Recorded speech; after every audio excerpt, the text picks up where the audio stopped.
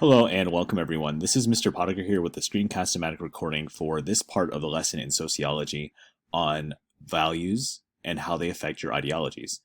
For this particular part of the lesson, we're going to be looking at politics and how it's possible that your values do affect your political leanings and ideologies. I think one of the key themes in sociology is understanding how greater external and internal factors can shape your ideologies to your core.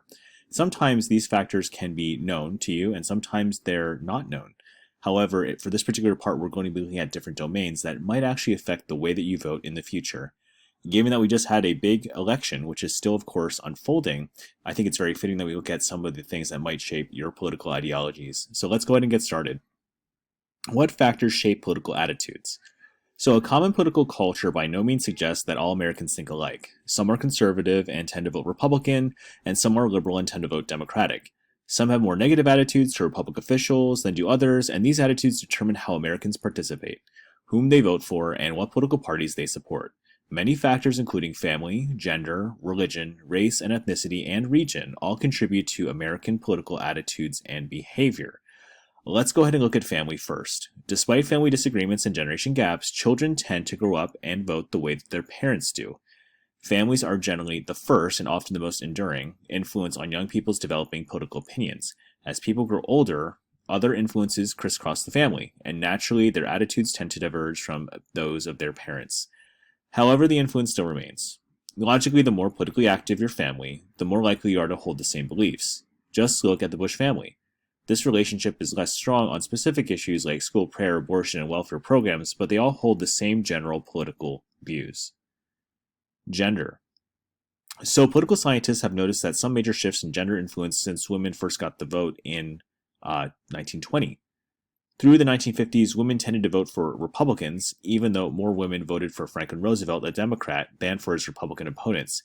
They still supported him by smaller margins than did men. By the 1960s, women began to shift their loyalty to the Democrats. In recent elections, women have voted strongly Democratic. Why? Well, most observers believe that women think the Democrats more strongly support women's issues such as equal work, equal pay, and equal legal rights. But polls indicate that many issues about which women feel most strongly, such as education and healthcare, are more favorably addressed by the Democratic Party.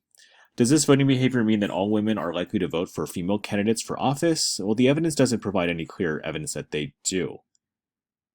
Religion. As it says here in the picture, religious beliefs often sway the way people vote. The Christian Coalition is a group that has over, 2 million members and represents the view that people of faith have a right and responsibility to be involved in the world around them. So older studies dating to the late 1940s generally show that Jewish voters are more likely to support Democrats than are Catholics or Protestants. Catholics tend to be more liberal on economic issues such as minimum wage and taxes than they are on social issues such as abortion and divorce. More recent studies have focused on how affiliates of the, quote, religious right, end quote, differ in their political attitudes and behavior from everyone else. The religious right tends to support more conservative candidates for public office, and they are more likely to contribute to the Republican Party than the Democratic Party. This tendency is more clearly associated with social issues such as school prayer, abortion, and divorce than with economic issues on foreign affairs. But what about race and ethnicity? So as a general rule, for the past half-century, African Americans have been the most loyal Democrats than any other identifiable group.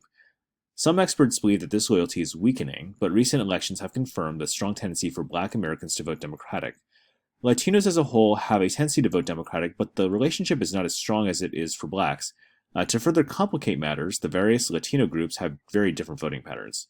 For example, Cuban Americans overall have a strong tendency to vote Republican, and Mexican Americans have an equally strong tendency to vote Democratic. Some studies indicate that Asian Americans tend to vote conservative, but there's still a lack of concrete evidence to prove this. Let's go ahead and look at region. As a general rule, people on either coast tend to be more liberal than those in the middle of the country. However, there are many exceptions to this tendency. Many Californians are arch conservatives, as are a number of New Englanders.